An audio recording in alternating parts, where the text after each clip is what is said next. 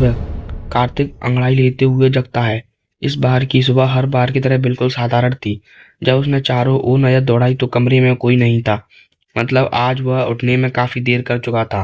वह जल्दी से बाहर निकलता है और देखता है कि आज की सभा पहले ही लग चुकी थी। वरुण, ध्रुव, अमन और आर्यन चारों आपस में बैठकर किसी गहरी बात में लगे हुए थे। कार्तिक भी उनके पास जाता है। जैसे ही वह सीढ़ियां उतरकर हॉल में पहुंचता है तो वहां का माहौल देखकर ठिठक जाता है। सभी के चेहरे एकदम शांत थे। कोई कुछ बोल नहीं रहा था। कार्तिक आर्यन के बगल में बैठते हुए कहता है, क्या हुआ? तुम लोग एकदम चुप कैसे हो गए? अमन बिना किसी प्रतिक्रिया के यूं ही बैठा था, जैसे कोई उसकी बात करते करते बीच में ही रोक दिया गया हो। वो अब भी उसी मुद्रा में था, मानो समय वहीं थम गया हो। कार्तिक को किसी के भाव समझ नहीं आ रहे थे। हर एक का चेहरा कुछ अलग ही कह रहा था। ध्रुव के चेहरे के हाव भाव आर्यन से काफी मिलते जुलते थे, पर ऐसा लग रहा था जैसे उसके दिमाग में अब भी कोई गहरी बात चल रही हो। वरुण भी उसी वक्त किसी गहरी सोच में डूबा हुआ था। कार्तिक के चेहरे पर उलझन साफ झलक रही थी, क्योंकि उसे नहीं पता था कि उसके अनुपस्थित रहने के दौरान ऐसी क्या बात हुई थी कि सभी के चेहरे पर एक जैसा अजीब सन्नाटा था। कार्तिक परेशान होकर ऊपर वापस चला जाता है। दूसरी ओर काल गांव की हवेली के भीतर लल्लू अपने मालिक अमर सिंह के कमरे में आता है। जमीन पर बैठते हुए धीरे से कहता है, मालिक, मुझे आपसे एक बात कहनी है। अमर सिंह अपनी झूलती हुई कुर्सी पर बैठे बिना नजर हटाए हुए कहता है, कहो, क्या कहना है? लल्लू हाथ जोड़कर सिर झुकाते हुए बोलता है, मालिक, मैंने आपका नमक खाया है, कभी कुछ छुपाया नहीं, ना ही झूठ बोला। मैंने हमेशा आपकी सेवा की है और आज भी वही कर रहा हूँ, लेकिन आज मुझे एक ऐसी बात कहनी है जो शायद आपको अच्छी ना लगे। अमर सिंह गंभीर स्वर में पूछता है, सीधे बोलो लल्लू, क्या हुआ है?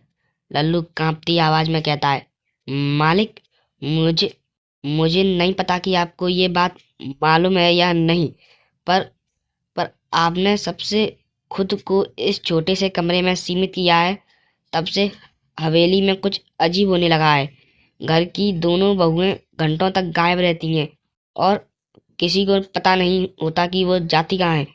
मालिक, मुझे माफ करना, हम कोई इल्जाम नहीं लगा रहे, पर जो हमने आंखों से देखा है वही बता रही हैं। हमने हमेशा आपकी वफादारी निभाई है, आपका नमक खाया है, पर अगर हमने कोई गलत बात कही हो तो हमें माफ कर दीजिए।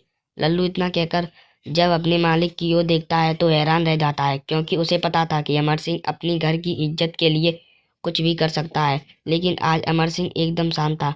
वो ऐसे बैठा था जैसे या तो उसने कुछ सुना ही नहीं, या सब जानते हुए भी ऐसे दिखा रहा हो कि उसे कोई फर्क नहीं पड़ता। कुछ पल बाद अमर सिंह ने लल्लू को दरवाजे की ओर जाने का इशारा किया। लल्लू कमरे से बाहर निकल जाता है और दरवाजा बंद करते ही अंदर से एक हल्की पर डरावनी हंसी सुनाई देती है। वो हंसी धीरे धीरे तेज होती जाती है, इतनी तेज कि बाहर तक सुनाई देने लगती है। लल्लू ठिठक जाता है। उसके चेहरे पर डर और शक साफ झलक रहा था, क्योंकि आज पहली बार उसे महसूस हुआ कि कमरे के अंदर बैठा आदमी शायद उसका मालिक है ही नहीं।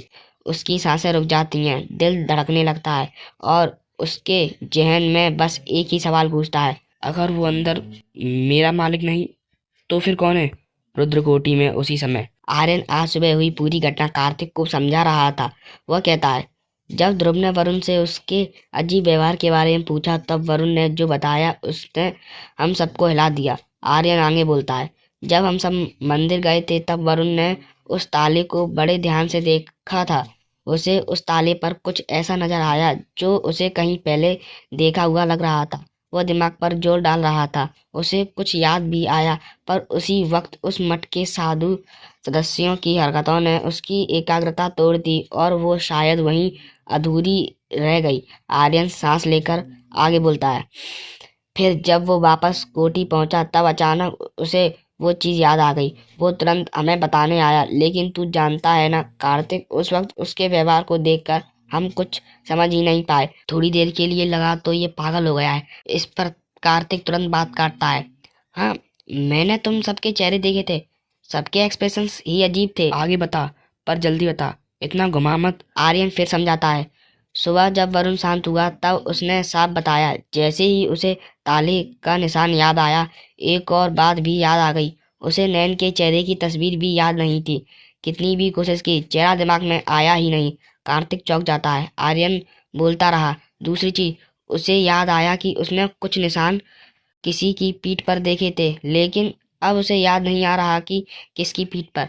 बस इतना याद है कि वो सारे निशान मिलकर एक बड़ा चिन्ह बना रहे थे। आर्यन ये कहते ही चुप हो जाता है। कार्तिक धीरे से कहता है, मैं समझ गया, ये जरूर अमन की। पर आर्यन फिर उसकी बात काट देता है। हाँ, तू बिल्कुल सही सोच रहा है। अमन को मंदिर से या किसी चीज से कोई डर नहीं। वो तो अब तक यही समझ रहा था कि डायन, नैन और तारा नाम की लड़की एक ही है। कार्तिक यह सुनकर हंस पड़ता है। तो इसलिए अमन ऐसे बैठा था जैसे दुनिया खत्म हो गई हो। आर्यन भी हल्का मुस्कुराता है, पर फिर गंभीर होकर कहता है, हाँ लेकिन कार्तिक, तूने अभी सबसे जरूरी बात नहीं सुनी। कार्तिक उत्सुक होकर पूछता है, क्या? ताले पर आखिर बना क्या था? आर्यन धीरे से जवाब देता है, वरुण ने बताया, ताले पर एक खोपड़ी बनी थी और खोपड़ी के ठीक ऊपर कमल का पुष्प था। कार्तिक सिहर जाता है। ये मंदिर का ताला कम, किसी तांत्रिक के दरवाजे का ताला ज्यादा लग रहा है। आर्यन गर्दन हिलाता है। हाँ, और शांति मठ में वाकई कुछ तो बड़ा पकड़ा है, जिसकी भनक किसी को नहीं है। एपिसोड 41 समाप्त। हमारी कहानी आज तक सुनने के लिए धन्यवाद।